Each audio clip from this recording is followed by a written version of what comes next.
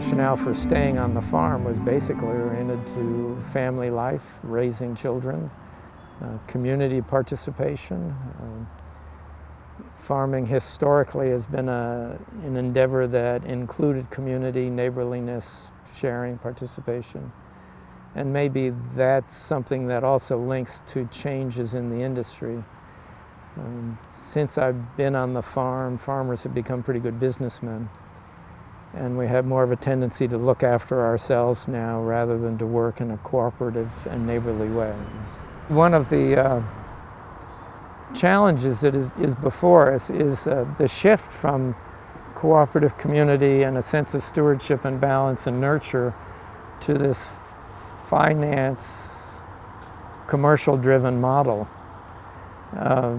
We are no longer neighborly on most of our farms, but we're standing on the edge of our farm waiting for our neighbor to go under so I can buy them up and get bigger. So the corporate model, the refined financial corporate model of bigger volume, lower margins, more profits, is being integrated into agriculture. And that growth pattern has a huge capacity to be facilitated with chemical cultivating systems. And that really is a threat to this large group of farm community that's worried about the independent family farmer. We really don't know what a family farmer is anymore, but the independent family farmer does have a different kind of connection to a farm than a corporate farm structure, and a different kind of engagement with the land. In Bill Clinton's presidency, Secretary of Agriculture Dan Glickman was assigned the task to develop a farm program that responded to issues of the independent family farm. And they discovered that nobody knew what that was, and they created a definition that I thought was very powerful and very refined. It said when there were two levels of management beyond driving the tractor, that was a corporate farm. And that definition has never been integrated into farm policy, and I think that's terribly unfortunate.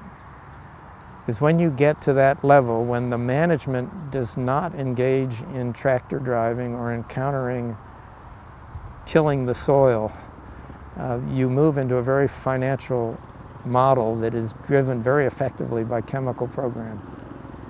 And it is an effective production system, but I think it's hard on the ground, it's hard on the environment, and probably it encroaches on the nature and the quality of our food. I believe that there's a strong opportunity for independent family farms to be very sustainable in today's economic constructs. But it takes a very different kind of management focus and commitment. If you're a small independent family farm, you really don't need to change your cropping schedule very much. You just have to manage it in a different way. You have to have a different relationship with your bank. You do need to be involved in some pretty sophisticated financial mechanisms. I really enjoyed marketing, and we have a large variety of marketing opportunities now that's available to an independent family farm. You don't have to be a corporate structured farm with separate offices and separate focuses. We can refine those and manage those. We can do minimum